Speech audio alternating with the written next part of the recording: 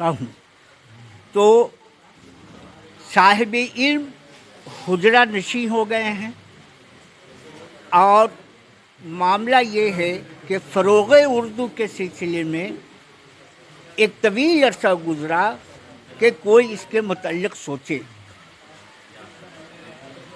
इधर कुछ दिनों से अखबारात में यह ख़बर शाये हो रही है और ख़बर की तरह ना हो बल्कि ख़बर दिल में उतर जाए तभी हम कामयाब हो सकते हैं। क्या कि 17 अप्रैल 1981 को पहला नोटिफिकेशन जारी हुआ उर्दू को दूसरी सरकारी ज़ुबान बनाए जाने का। उसके बाद आप अच्छी तरह जानते हैं, आप तमाम दानिश्वर हैं, पढ़े लिखे हैं, तालीम याफ्ता हैं। 8 साल तक हुकूमत खामोश रही, कोई नोटिफिकेशन नहीं आया। 10 अजला में उर्दू दूसरी सरकारी ज़ुबान बनाई गई थी। ये मुत्तहदा बिहार की बात मैं कर रहा हूँ। 8 साल तक हुकूमत खामोश रही। इस बीच में हुकूमत बदली, सत्येंद्र नारायण सिन्हा वज़ीर आला हुए। 1989 में, गालिबन अगस्त का महीना था, अगस्त 1989 में बिहार शरीफ में एक बिहार रियासती उर्दू कॉन्फ्रेंस हुई। उसमें सत्येंद्र नारायण सिन्हा मेहमान खुसूसी की हैसियत से शरीक हुए थे। प्रोफेसर अब्दुल मोगनी सदर थे। उन्होंने इस्तक़बालिया खुतबा दिया था। उस इस्तक़बालिया खुतबे में जो बात उन्होंने कही थी वो काबिल गौर बात है और उस बात को हमको अपने जहन में रखना चाहिए और ख़ास करके उन लोगों को ज़रूर रखना चाहिए जो तहरीक चला रहे हैं, जो किसी इदारे से ताल्लुक़ रखते हैं। उन्होंने खुतबा दिया था, इस्तक़बालिया खुतबा।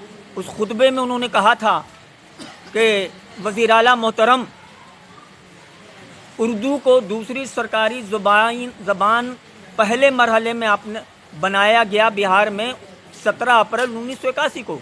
ये 1989 है। 8 साल में इसमें कोई पेशरफ्त नहीं हुई। सरकार खामोश बैठी हुई है। दूसरे अजला में भी उर्दू को दूसरी सरकारी ज़ुबान का दर्जा बनाया जाना चाहिए। और उन्होंने वार्निंग दी, मैं तवज्जो चाहता हूँ, उन्होंने वार्निंग दी कि अगर 1 महीने के अंदर सरकार ने बकिया अजला में उर्दू को दूसरी सरकारी ज़ुबान का दर्जा नहीं दिया तो उर्दू आबादी कांग्रेस को वोट नहीं देगी। देखिए, इस जुर्रत का नतीजा ये हुआ कि हफ्ता 10 दिन के अंदर सत्येंद्र नारायण सिन्हा ने 15 अजला में उर्दू को दूसरी सरकारी ज़ुबान का दर्जा दिया और फिर ठीक 1 हफ्ते के बाद जो मुत्तहदा बिहार के अजला बचे हुए थे उसमें उर्दू दूसरी सरकारी ज़ुबान बना दी गई। यानी पूरे मुत्तहदा बिहार में उर्दू दूसरी सरकारी ज़ुबान बन गई। अल्लाह का शुक्र है कि ग़ुलाम सरवर और प्रोफेसर अब्दुल मोगनी के बाद ये आप लोगों के ताउन से, आप लोगों की मदद से, आप लोगों के बेदार होने की वजह से बिहार में एक मजबूत तहरीक भर गई है, काम कर रही है। चंद मिसालें अशरफ नबी कैसर साहब ने बताई कि उर्दू एक्शन कमीशन की कोशिशों से कौन कौन से काम हुए हैं। बहुत से काम बाकी हैं। 2 बातें बहुत से लोगों ने कही कि उर्दू एडवाइज़री कमेटी नहीं बनी है 5 वर्षों से, उर्दू एकेडमी 5 वर्षों से ठप है। ये दोनों इदारे ऐसे हैं जिसमें सरकार जो है ने करोड़ रुपए देती है। पिछले 5 साल में उर्दू का कई करोड़ रुपया जानते हैं क्या हुआ? सीज हो गया। 5 साल में उर्दू एडवाइज़री कमेटी को भी अच्छी खासी रकम मिलती थी, इसको 1 करोड़ रुपये में थे। 5 करोड़ रुपया तो उर्दू एकेडमी के, तो जो उर्दू वालों की तरफ यहाँ जाता, किताबें छपती, इनाम मिलता अदीबों को, वो सब ख़त्म हो गया। देखिए, ये इसके लिए तहरीक चलानी होगी।